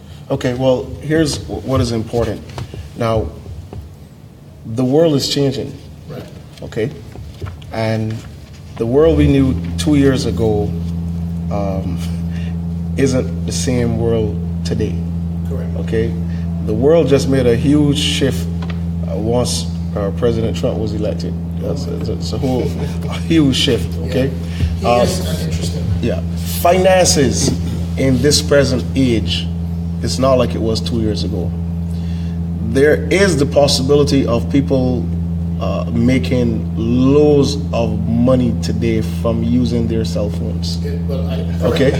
All right. So that was kind of like unheard of 3 years ago, but it is a reality today. Yes. Okay. Women are working from home.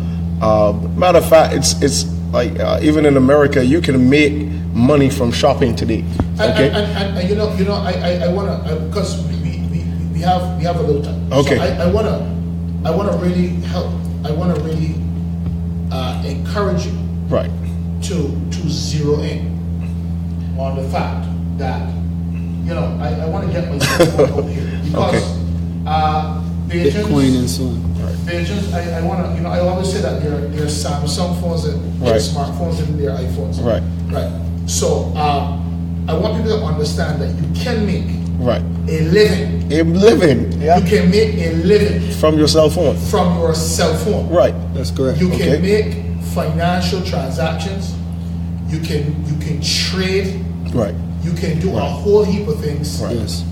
So I just want to take you back there so that people will understand that, as you have said, this is not something that's fairy tale and it's connected to what Pastor said. We're 17 years behind. Right. We should be manufacturing them in Barbados. Correct. We can make money using our cell phones. Go on. Okay.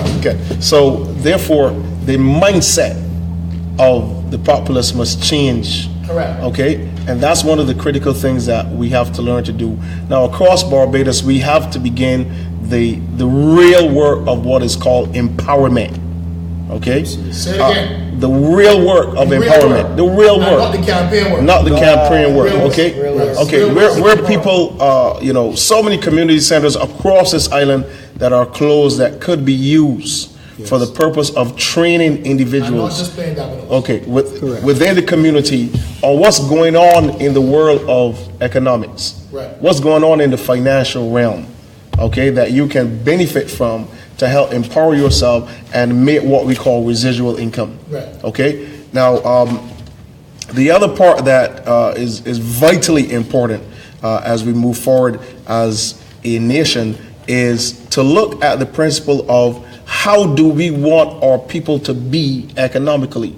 Do we want to control them via the government, or do we want to release them as individuals to make more money? Are we going to encourage our people to save more, or are we going to encourage them to learn the principles of investing more? Okay, and earning money so that you can live a better life instead of waiting on handouts. All right. Now, I've always told my members that I will do whatever I have to do to make sure they don't get on welfare, because God has a system for them to fare well. Correct. Okay. Now, what we've seen here in Barbados is a handout system. It is true. Okay, and by empowering our people, we can move from handout to giving them a hand up. And what is necessary right now is the release. And I think really what has to happen, we have so many banking entities here in Barbados, credit unions that don't do a lot of community-based training for our people. And this is where I understand we have to move beyond waiting on the government to do stuff.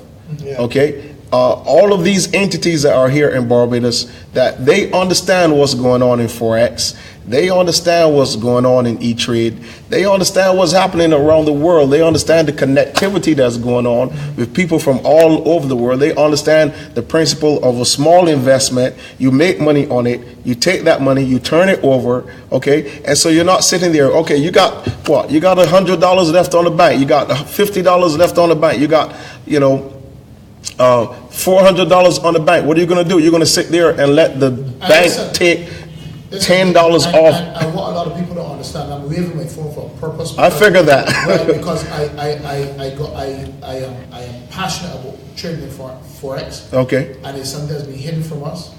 And when I got involved, it was a $5.3 trillion market per day. And that is 7 point something trillion US dollars per day market. Okay. And you can trade on it on your cell phone. Right. If you want to learn Give me a shot. Well, see, and this is what I'm saying. Even within the church community now, okay? I was talking to a guy recently. He said, well, I heard at your church, you talk a lot about money. I said, well, don't you need any? I said, well, I'm raised up to talk to you about it, to talk to you about prosperity, because, in the word of the Lord, Deuteronomy 8, there's a statement that is made there to Moses. The Lord said to you, there shall be no poor among you. Okay? And this is one of the things that keeps people back, And I've seen individuals like myself. I really got into the whole idea of investing when I back in the early days of my ministry, when I was in Anguilla, and the Anguilla National Bank was selling shares. The Lord spoke to a lady there, and she took me there and she bought me some shares. A number of years ago, the Anguilla National Bank went, basically bankrupt, and the shares split. And these are different things. I didn't know like that. I was just getting out there and getting the word of the Lord. But you have to understand that here in Barbados, the public is unaware of so many things that could deliberately kept from them, okay, by major entities here in the island. And that's why I said poverty is used in Barbados by these governments to keep people in the place of just being voters.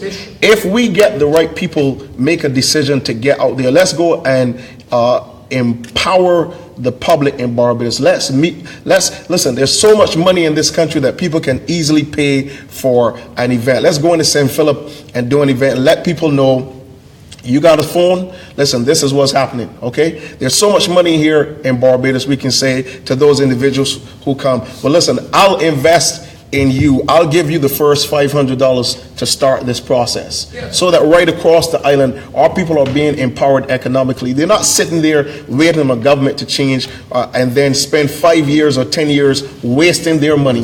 We had $8.7 billion debt when the Barbados Labour Party left office in 2008. Now we're up to close to $16 billion on this government. So it's very clear what's happening. It's just a wastage of people's money. And so right across our island, the guy on the block who is probably lighting a spliff right now has a cell phone. He does. Okay? So why are we not empowering our people to help them understand this is where the world is going? This is where Barbados needs to start doing the catch-up. Why is it that we have Usain Bolt on a certain cellular network? Why didn't we have Ryan Braffett going over a hurdle and telling people this is where we want to take you? We want to take you over into the next level of your life. Why are we not doing things like that to say to the nation and the people of Barbados, we are behind you prospering.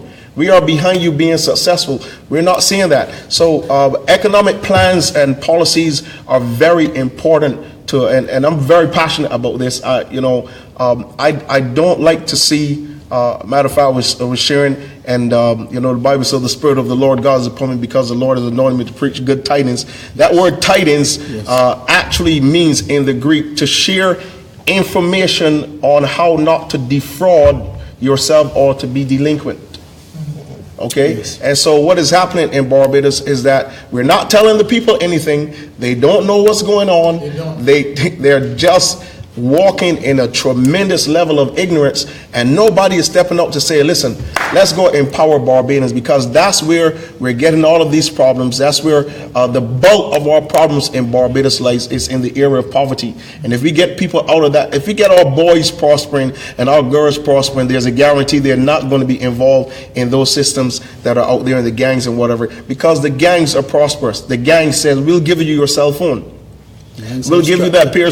We're going to give you that pair of Nikes that you want. Okay, but if we have more entities, the banks here in Barbados, the offshore companies in Barbados, the credit unions in Barbados, getting out there, going into the community, saying, "Listen, we're going to have a town hall meeting here tonight to teach you how to invest. Yes. We're going to teach you how to take just share the products of saving." Exactly. We're going to show you how to take. We're going to show you how to take $50. and we're going to show you what to do to increase that $50. And you might not become a millionaire overnight, but the reality is that you're on your way to becoming empowered, and you're knowing what to do, and you can pass this information on. So I see a place here in Barbados where 281,000 persons, we already have a certain sector in this country that are very wealthy. There's billions of dollars here in this country. Billions of dollars. I heard one case where a billionaire came to Barbados. He was treated so badly, he told his captain, turn my boat around. Ended up in St. Lucia. The St. Lucia government received him, had a meeting, invested $4 billion into the St. Lucian economy. And listen, I'm telling you, there are things that can happen here in Barbados. I've met some very wealthy people that I probably would not have met without coming into this political arena.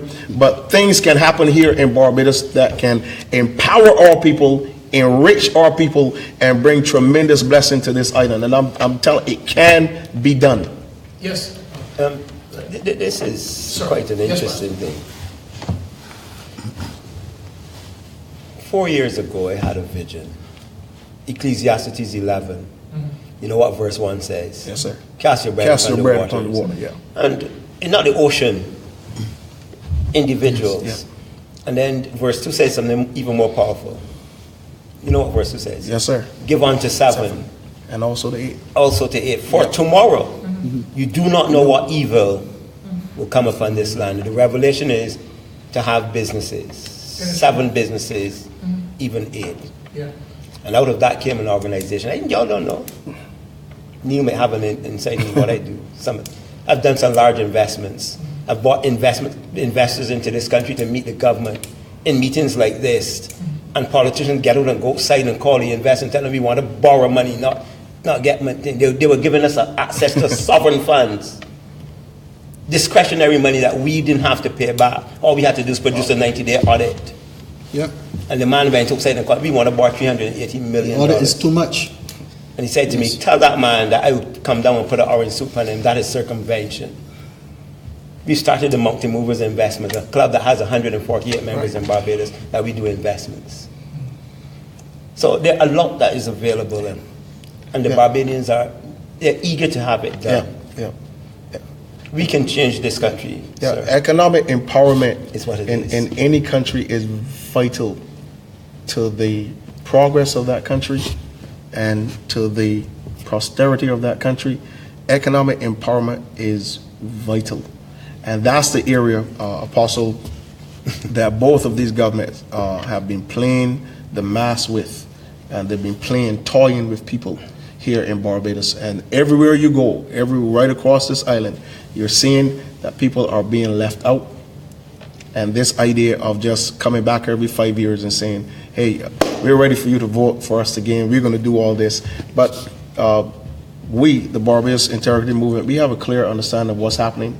And I think the people in Barbados, as we've heard them say over and over, we're tired of this, we're tired of that. If we get those people to maintain their positions as we move towards this election, there's not a lot of campaigning we have to do. We need the people to be sure and be certain that they really want change. And let's move forward with what needs to happen here in this country. Well, in terms of speaking about that change, I want to take a brief pause to congratulate the Right Honorable Dr. Keith Mitchell in Grenada. Yeah. Understanding that he took Grenada into the IMF, he said straight to them, give me a few years, give me 2 years, work with me. So he communicated with the people. And last night's victory demonstrates to you that when you speak to your people, you share your vision as a leader, and they come on board with you, everything is possible. So let's look now at the context of our Barbados situation. Where I'm concerned as a political leader, I have great concern with the fact that every time we have somebody who has something innovative to bring up to the fore that can be successful, we snuff them out if we think that that person will become wealthy. We put stumbling blocks in their way. When they come in to see the bank tries to look at them, the criteria is there, they can meet and exceed the criteria, but then for whatever reason, there's always something new. How would the Barbados Integrity Movement change that? One of the things we want to do is we want to reestablish a national development bank. there's a lot of money here in Barbados. And there are investors who are interested in putting money into Barbados, but only under the condition that we have a new government system. A new government system meaning not the old, not the recycled, a new system. New people, new faces, and people who will stand up and bear responsibility for the money they'll put in here so that the people of Barbados will prosper. We have connections with those people. And those investors are, as you talk about a new system, you're talking about development bank, that's specific. Not only development bank, a new administration as well, they want to see. Because one of the things that Barbadians don't understand in terms of the corruption index of Barbados, internationally, the corruption index where we are concerned, and I remember the very startling situation that I found myself in sitting in a boardroom in Orlando, was to be informed there and then that we were perceived on the very same level as Haiti for public official corruption. And what's funny about Barbados is that Barbadians know things, they hear things, they know things, they have knowledge, but they go around at election time, everybody pretends they have amnesia. They can't remember that this person did this or that. So, you know, we ran under the two-party system, which has, by the way, divided the country. Right. That is why our prosperity is waning. We are not able to really catch hold and make the process work, because we are either fighting for one or the other, and they don't work for us. But we need a fresh system, a system now where a new party comes to government that the people will hold accountable for the change that is necessary, that will embrace the people, take them forward, inform them, keep them in the process with them. Not say to them, look, we're shutting you out, we got to do this, we got to do that. What are some changes that you will make to how you govern?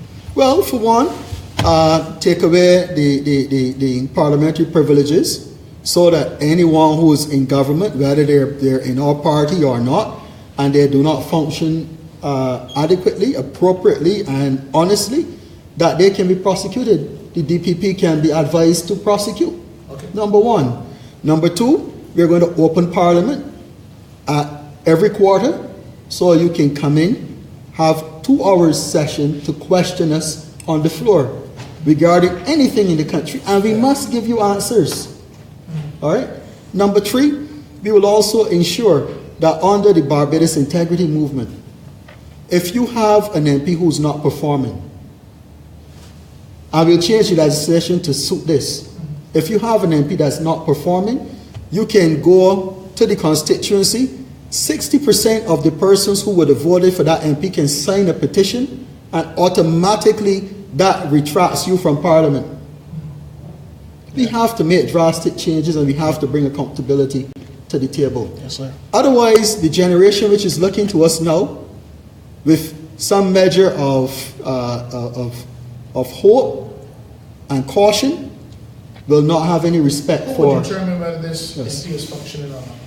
Well, the people. Constituents. The constituents. The people who put them there. Okay. Right? Yep. Do you know that in the context of Barbados today as we stand, the Barbados Integrity Movement is the only political organization in Barbados that is registered at Corporate Affairs? It is. Yes. All of the other organizations function only on a constitution. Is it required by law? It is not required by law, but we've put it there. We have it registered right now as a trade name, and we're taking it to the next level so that there is a measure of accountability even at the level of the party. You have political organizations right now which function and they're receiving large donations from several parties, and nobody knows who gives what or for what purpose. All of that needs to be treated to in a more appropriate fashion. Exactly. We also have to understand, and I'm dealing now with corruption from the context of political gifts. Case in point, I can come to a political party tomorrow and I can say, listen, I want to donate for your campaign. How much do you need? 20 million? I'm going to give you $20 million. But when I give you this $20 million, understand one thing. When you win, you owe me. So, you win the government, and I come back and I remind you the next day, you know what? You've got 60 acres of land there. I want to develop that. Okay, so I give you town planning approval, or you don't have it. I just give you a word of mouth. Go ahead and you start, and you don't have town planning approval. But you want to develop 1,100 houses for me. So you automatically start developing these 1,100 houses with your company. And in your company, over 5 years, you develop these 1,100 homes with 100 members of staff. That is wrong, fundamentally. If, as a Barbados integrity movement, actual situation. No, I'm just hypothetically covering a situation so that you could follow me where I'm going. No. But I'm saying now, in the context of, let's say, a country that is really caring about its people, and we as a government, we want to see housing develop. We say, okay, we have 1,100 houses, 1,200 houses. Let's bring in 12 contractors and say to them, look, we want you to do 100 houses each. That 12 contractors now spreads the wealth throughout the country, because each one of them may have 100 or 150 persons working, because the aim and objective is productivity too. Let's look at retooling the government structure. Are you going to address the way contracts are ordered? Yes, Barbados Integrity Movement is going to establish the Office of the Contractor General. Okay. The Contractor General Office will function as the watchdog for government. All contracts will be negotiated through there. No minister will sit in negotiation process for any contract. The contracts will be awarded by the Contractor General's office, which will be a full board comprising of public sector and private sector entities. And every project that is awarded a contract goes into the Gazette. Okay. People need to know what is awarded, etc., and checks and balances have to be put in place. Who bid it, etc. Yes. So everything is going to be transparent. You would not have a situation where a BNTCL has been agreed to be sold and the people wake up one morning and say, well, there's an agreement signed. Isn't the Fair Trade Commission the watchdog as such? Well, to some degree. No. There's an indictment I can say, and I have the facts to say that. In the whole process, if I may go back to the BNTCL deal, when that was announced that they had sold it, I came the day after and I said to Barbadians on brass tacks, I'm going to stop the sale. Because there's no way we should be selling a national asset without conversation with the people. Exactly. Yes. When I started to do the investigations into this, at Fair Trading, I came to realize that the document that the Fair Trading Commission offered us to review, their summary was not prepared by the Fair Trading Commission. It was actually prepared by the Sol Group and given to the Fair Trading Commission for the people to read. And I drew that to their attention. I made it public also. That's right. When you look at a structure of a transaction like that, to know that already Barbados is perceived to be the 4th highest country in the world for fuel costs. And we are going to say we are selling a national asset that earns $80 million in profit per year to an entity for $200 million because we want $100 million US to shore up our foreign exchange. We are selling this asset that has a value of, say, $500 million. And we are giving this entity 15 years protection, which means that nobody else can come in. If for some reason tomorrow they become insolvent and we had to go to any other entity to order or purchase fuel, they can come and sue us now for that, because ultimately it's a contract. Yes, well, we can continue to talk the whole night. Yes. And believe it or not, our time is gone. We've been talking for well over an hour. Yes. Really. But guys, exceptional. I love your ideas. Very, very, very unique and very inspirational and very relevant. That's what I want to end on. Your ideas are very, very relevant, provocative, and should be listened to. I want to thank you for coming. Thank you for having us. It's always a pleasure to talk to you. And once again, I want to inform the public that there are people, high quality people, and I always want to remind individuals as to why you do this. We often think that there are only, there are only a few capable people in this country. And I believe with all my heart, if Barbados is going to win, we have to choose the best people in the next election.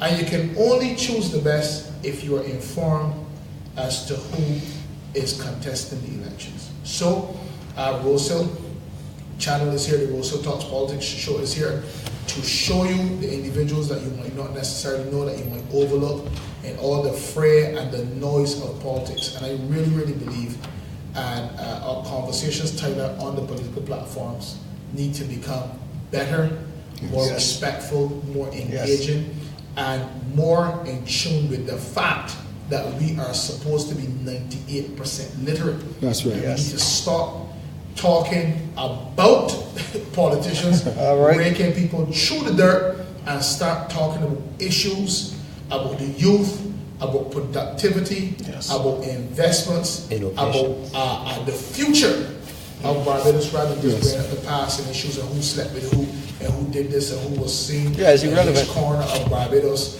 etc. All that nonsense. And innuendo. And innuendo and rumor to just ruin people. Apostle, can I just say one thing to you? You have 10 seconds. We've created history here already by making a merge on your show. Yes. I'm saying to you, we will bring our manifesto and launch it on your show. Oh my goodness.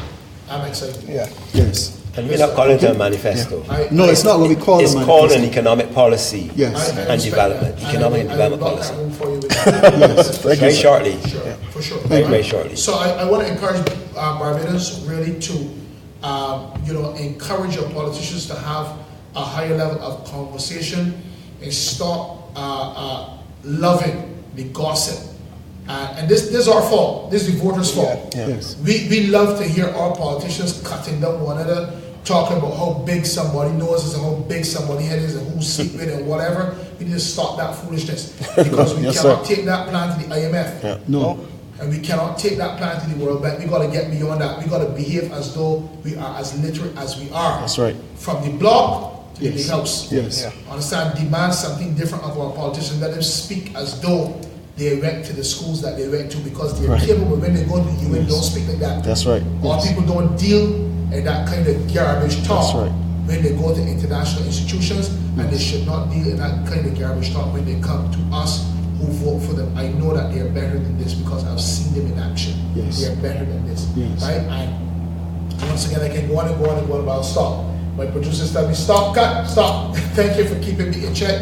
Guys, join us next week for another exciting show when we will talk politics once again. God bless you guys. Thank you, Apostle. I wish you all the best in the coming election. Praying for all of you. It is not an easy task to put yourself in there, but you have, and may the Lord bless you for it. Good night to all, and remember to continue to pray for Barbados. And if you want to learn how to invest on your phone, just give me a shout. You can message us on Rosehill, and I'll introduce you to that opportunity, how you can tap in to our market and learn how to use your phone to make some money. God bless you.